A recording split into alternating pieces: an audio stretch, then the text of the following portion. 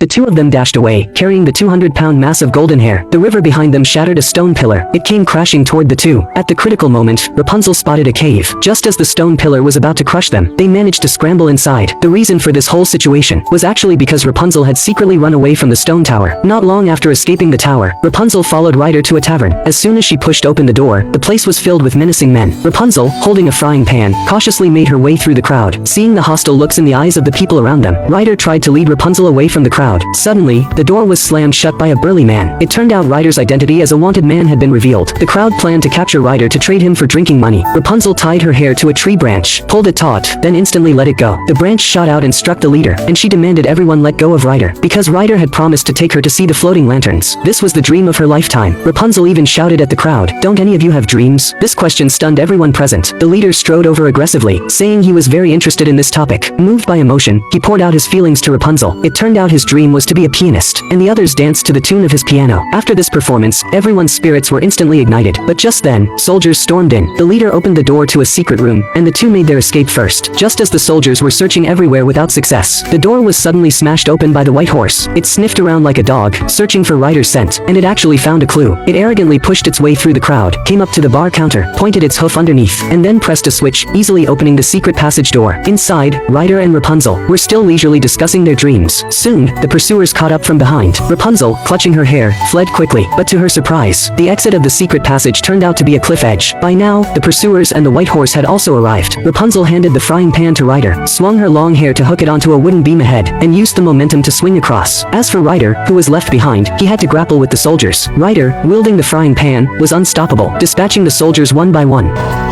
Oh, Mama, I have got to get me one of these! But the truly formidable one was that white horse. It fought Ryder with a sword clenched in its teeth. Soon, it knocked the frying pan out of Ryder's hands, and it was at this moment Rapunzel wrapped her hair around Ryder's arm. You should see your faces because you look...